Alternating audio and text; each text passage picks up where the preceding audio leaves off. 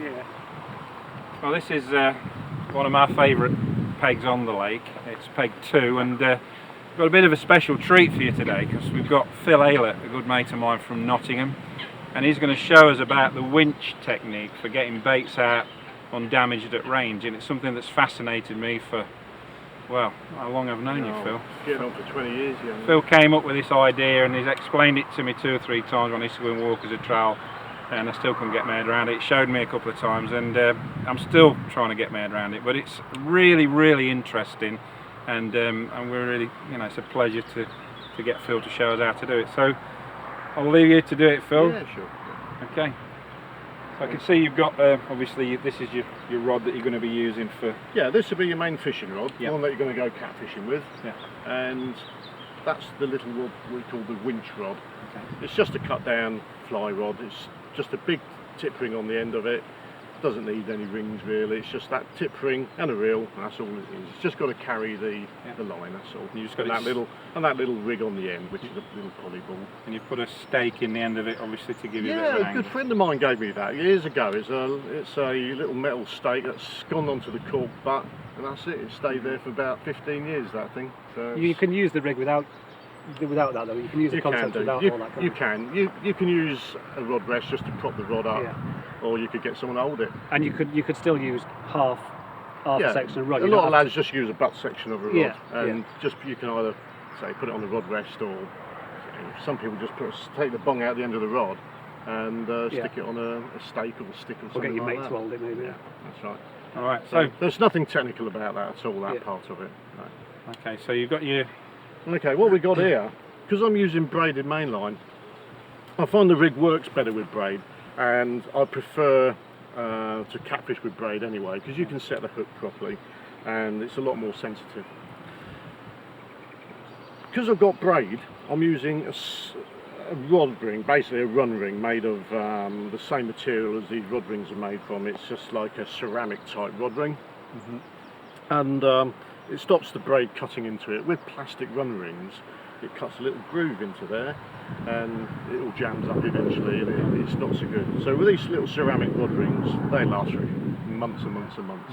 Yeah. On the end of that is a couple of links connected to a 4-ounce dumpy pear lead, and I find that shape, for some reason, seems to work really well. Yeah. A lot of these lads, they use flat leads, or they use the grippers and that sort of thing, which work on some water as well, but when you've got a silty bottom and a little bit of gravel, that works absolutely brilliant. That just sits there on the bottom like that, and everything just runs So through. you want the lead on a link about... Yeah, you can, if it's really silty, you could have that on a link maybe 4 or 5 inches. Yeah. But I find most of the time that 2 or 3 inches is more than enough. That works on most waters then. That sort of setup.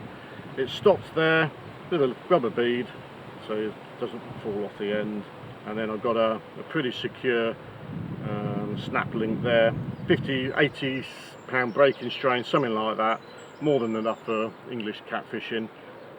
I'll show you why that link's on there when we bring it back. Okay. Leave it to it. What we're going to do is connect the 2 rods together with that link. On the end of this poly ball, there's just a swivel on there, just so I can make an easy, quick connection. So what we do is make sure that's firmly stuck in the ground, like that. Open the bow arm. Don't forget to open the bow arm, otherwise it all goes wrong. And make a normal kind of cast. Now I do find it better to have the winch rod downstream, downwind I should say, so it takes it away from you. Make the normal cast into the water to where you want to fish. That's going to be your fishing position. At this stage I find it best to sink some of the braid, get it out of the way like that so it doesn't get caught up at all. Open the bow arm, then you pick up the winch rod. You're kidding me. Okay, then we start a slow, steady retrieve. And if you look at the reel on the main rod, you'll see the line is coming off the spool. So the line now is going around in a big arc. and the fulcrum is that 4-ounce lead.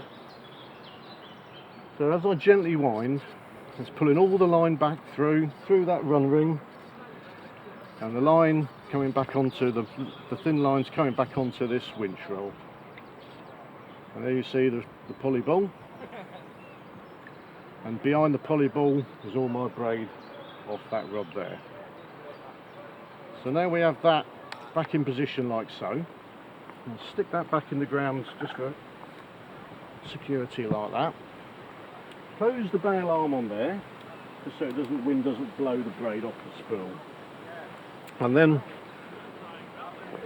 a typical rig, you can put a leech rig on here, a dead bait rig, a live bait, any type of rig, a favourite rig which works off a running lead.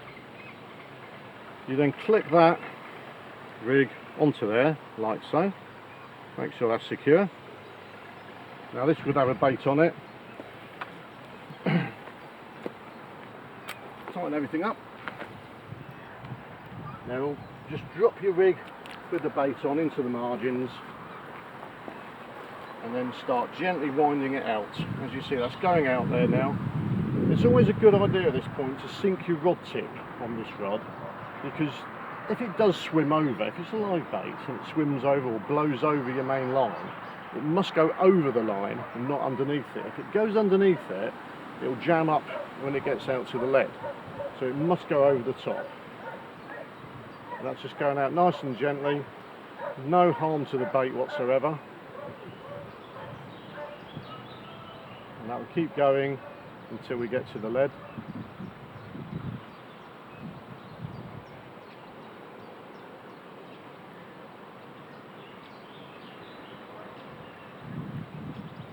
When it gets near the lead, the pulley ball starts to pull under a little bit, so you do lose sight of it, but you know when you're there because it goes solid on this reel here. I'm winding now, that will go bang, that's solid there. That means the rig has gone down to the lead. Let the bail arm off and that rig's popped up to the surface. So if you want to fish on the surface, you just leave it like that. You can put the rod on the rests like so. Just let a little bit of line out till the rig comes to the surface. There it is. So you can fish it like that, right up on the top. If you want, you can go 2 inches underneath the surface, or if you want to, you can wind it right down to the lead. Bait runner on and wait for it to go. That's it. Well, I think I'm going to grab some of the footage from this, Phil, because it's pretty straightforward as you watch it, but as soon as I walk away from you, then it all disappears, you know, so it's probably something wrong with me, but it's a fantastic technique, and I know a lot of the lads have used it over the years since you developed it. Yeah, it's one of those things, it has caught me a lot of fish. Yeah. Whereas I've been able to get baits out where I'm not allowed to use bait boats or dinghies or anything like that. I've been able to fish live baits 70-80 yards, and it's definitely put extra fish on the bank because the bait's unharmed. Yeah, I mean with using single hooks as well, it's also a good way of getting dead baits out there, isn't it? I have done it with dead baits as well. Especially if you want to get...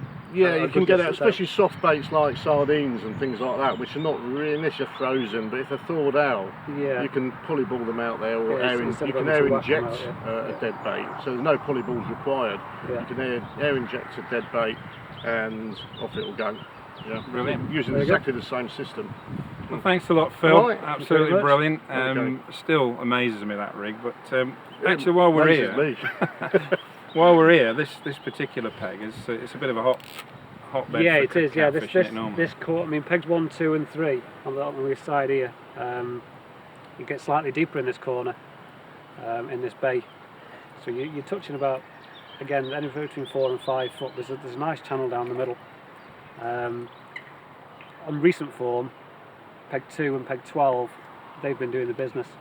In past years, it was always a very corners, but it almost appears that the fish have moved out with the pressure now.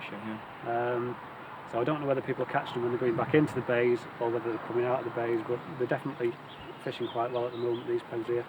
Brilliant.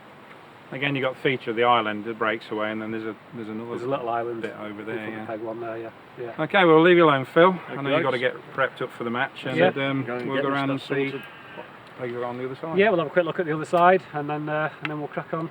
Get on to Golden. Yeah, all right. Brilliant. See you later, guys. See you, Phil.